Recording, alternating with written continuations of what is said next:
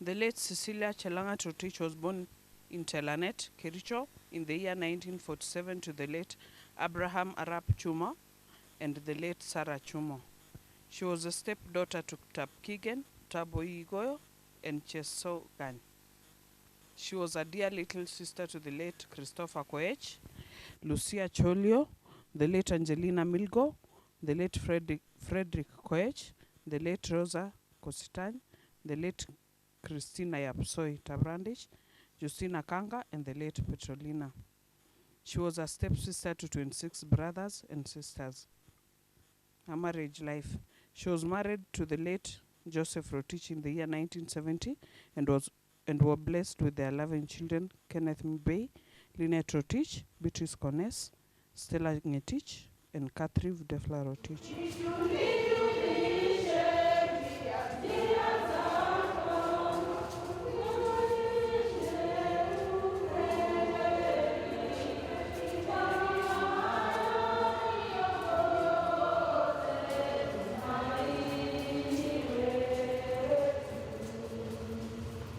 Ya marehemu Ceciliah Rotich.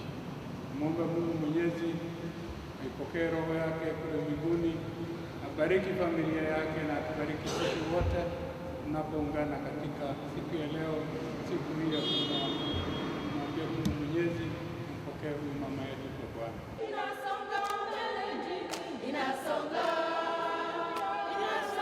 mbele njini, inasonga mbele. Mungu, siku zako hazina mwisho na rehema zako hazina idadi. Tukumbushe daima kwamba maisha yetu ni mafupi na kwamba hatujui tutakufa lini. Roho Mtakatifu atuongoze katika utakatifu na haki siku zote za maisha yetu, ili siku moja tufike salama mbinguni. Naomba hayo kwa njia ya Kristo Bwana wetu. Amina.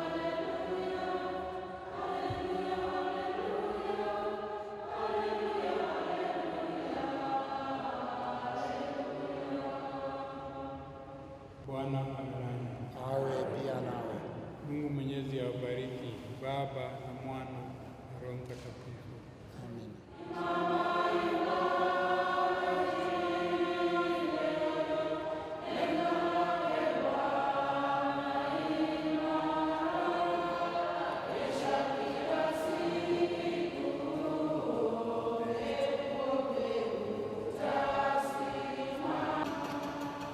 She was a co-wife to Adrian Crocker Rotich. She was the daughter-in-law to Chelogoi Kiprotich Langat and Elizabeth Kilele Langat. She was blessed with 14 grandchildren: Ivy, Dan, Kevin, Felix, Joe, Baron, Natasha, Nicole, Renee, Tony, Kipto, Natalie, Kaden, and Nikita. She was a mother-in-law to Betty Mibey, the late Elvis Mugutu, Honorable Dr. Julius Cones, Wesley Ngetich, and James Amkoe. Education. Ceciliah started school in 1958, and in 1961 she sat her common entrance exams. In 1962 she joined her intermediate school, and in 1964 she did her Kenya African preliminary exam. In 1965 she worked as an untrained teacher at Kipchimchim Primary School. In 1966, she joined Asumbi Teachers College, where she graduated in 1967 after attaining a P3 teacher certificate. Her work life. In 1968, she was employed under TSC, where she taught at Kipchimchim Primary School, Borboret Primary School, went to Samituk Primary School, then back to Borboret, where she worked till she retired in the year 2004, having worked for 36 years. Nimevipiga vita vilivyo vizuri. Nimevipiga vita vilivyo vizuri. Mwendo nimeumaliza, imani nimelinda. Mwendo nimeumaliza, imani nimelinda. Malaika mbinguni wanalimba, usiku na mchana wanalimba.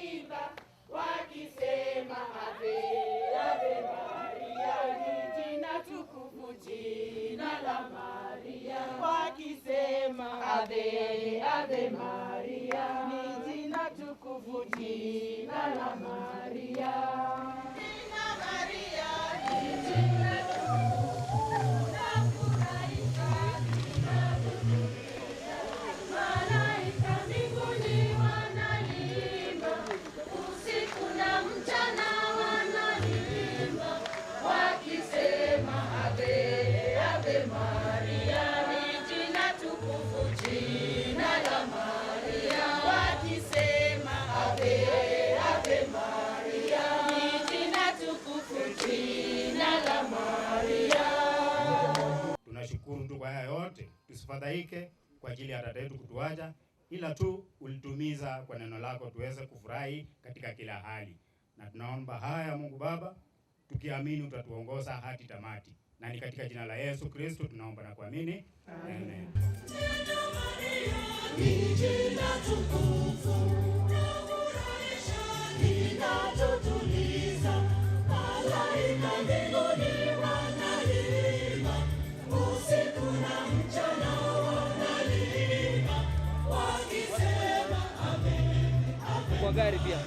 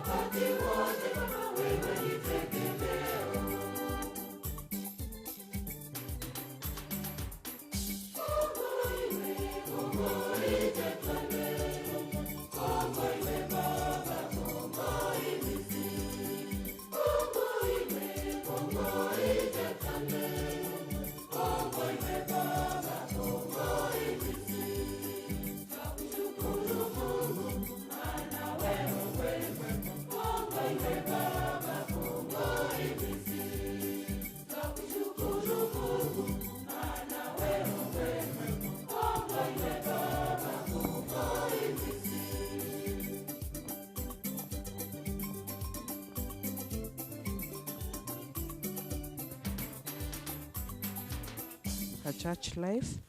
Having been born and brought up in a Christian family, Cecilia grew up a God-fearing lady and was baptized on 23rd February 1963 by Father Henry Tony King at Kipchimchim Mission Church. In 1997, she donated a piece of land to the church where St. Thomas Catholic Church Borboret was built. She also contributed to the church's construction. Cecilia was a jovial person who was always happy and had a positive outlook on life. She loved her family and was very protective of her kin. She was kind and generous, so much that no one could visit her home and live without a carrier bag full of goodies. She spoiled her grandchildren to an extent that it worried us all, as she always insisted that all their birthdays celebration were held in her house.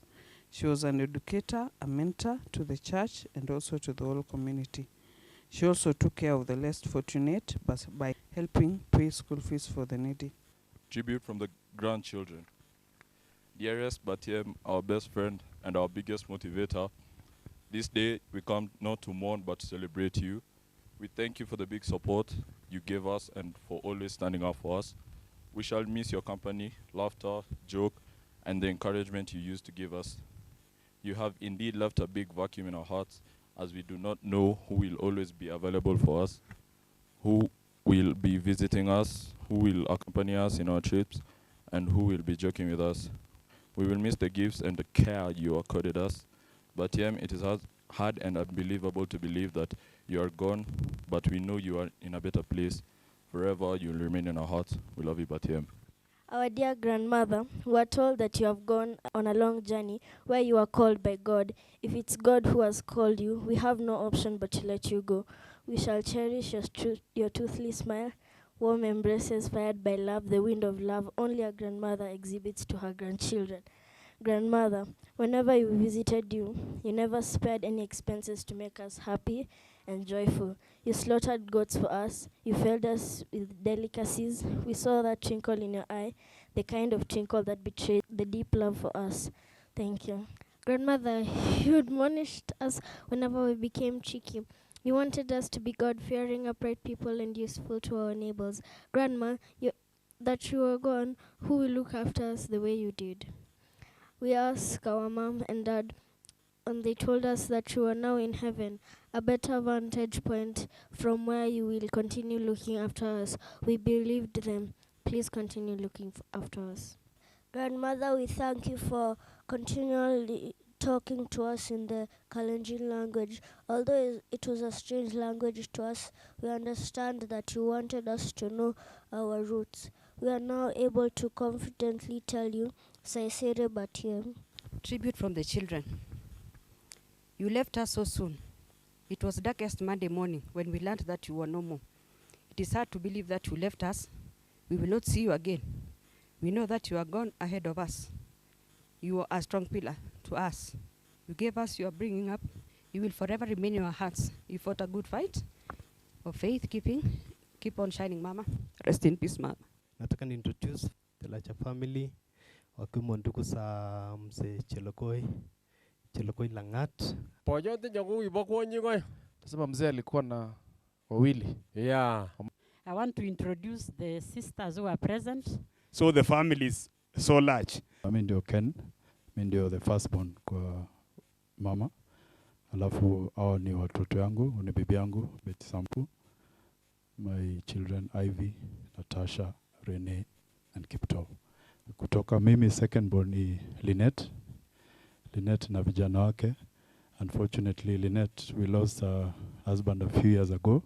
So kwa hivyo ni mama na baba kwa hii boma. On third born ni Beatrice Cones. Yeye ni mke wa Honorable Dr. Julius Cones. Na wako nyuma kina Kevo vijana wao. From Beatrice is Stella Chamtai. And then Stella who ni my brother-in-law, Wesley Ngetich. Na hao ni watoto wao. Alafu kitinda mimba ni Catherine Chepkurui. Na bwana yake na watoto wao. When someone loses a parent, especially a loving mother, the resultant grief is unbearable. I find myself in such a situation, words fail me. But I will try to recount the special relationship I had with my departed mother. Among my parents' 5 children, I'm the only son. So those of you who are conversant with the African culture know the special recognition a son is given in any family. With this mindset, my mother showered me with special affection. Her life literally revolved around me. I was deemed to be the future pillar and protector of the Rotich household. When my sisters got married, I was left to take care of my mother. This means that the perceived protector role of a son was actualized. It is within this context that my grief is to be understood. So when I came of age, I got married and had my own children. The affection I enjoyed from my mother was transferred to those kids. Farewell, my dear mom. We'll meet again in heaven. Nataka nitoe pole tena kwa kupoteza our mom-in-law. Ni mama ambaye ametuchunga sisi, ingawa alituchungia mabibi wetu, baadaye akakuja kutuchunga hata sisi. So kwa hivyo tumekuja kuomboleza na tuseme pole na tunamwombea aende mahali pema. Na mama mwingine mdogo ambaye tumebaki naye, tulikuwa tunamtarajia leo lakini anaishi Australia kwa sababu ya time zone difference. Alikuwa amenitumia recorded message. I just wanted to play. Fortunately, I'm not able to be with you today. However, you are in my thoughts and prayers at this sad time. My sincere condolences to Ken, Lynette, Beatrice, Stella, Catherine and families, and to Cecilia's extended family. May God rest Cecilia's soul in eternal peace. God bless you all. Adrian. Tunasema it's so painful kupoteza mama. Tunaambia tu mama, safiri salama mama. Tulikupenda. Na tunakupenda zaidi. Rest in peace mama. We thank God for her life. We loved her. She loved us so, so much. Thank you. May you rest in peace, Mom. Mama, safiri salama. Tutaonana baadaye. The bereaved family of the late Joseph Rotich. Mimi kwa niaba ya jirani tutaendelea kupendana bila baba yao kutufundisha. We are here kusema pole to this great family. They are wonderful people, and the people of Rongai will surely miss them. So you need to stand firm. You need to be an example to those who are in this family. Poleni sana, and just to encourage you to be strong and also to keep your trust in God. Kwa wenye mboma walioachwa na mama, natoa pole sana zangu na nyumba yangu. Natoka Makueni. Kusema pole kwa ndugu yangu Ken kwa kufiwa na mama yako. Tuendelea kusimama na wewe kwa maombi. Ken and members of your family and your sisters and brethren of the bigger larger family. Uchungu ya kupoteza mama ni uchungu ile uchungu. So Ken, mucho tupchenyo. And your sisters, poleni. I know how much you loved mom. Leo nilikuja kusema kwaheri kwa mama.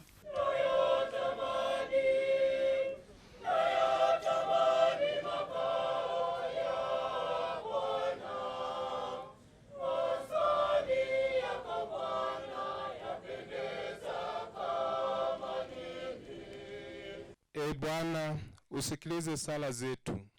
Sisi tunakuomba sana huruma yako, ili marehemu mtumishi wako Cecilia uliyemhamisha hapa duniani umweke katika amani na mwanga pamoja na watakatifu wako. Tunaomba hayo kwa njia ya Kristo Bwana wetu. She enjoyed good health until 28th November when she was briefly admitted at Mati Hospital. After then, she was transferred to a Memorial Hospital where she stayed for 2 weeks in ICU, then discharged from ICU to normal ward where she stayed till her demise on 30th December 2019 at around 7:30 a.m. It is sad because we had discussed with the doctors about her discharge the day before she was taken to heaven. May she rest in peace. Kwaheri, kwaheri, kwaheri, kwaheri mwenzetu, Mungu akulinde. Kwaheri, kwaheri, kwaheri, kwaheri mwenzetu, Mungu akulinde. Akulaze pema,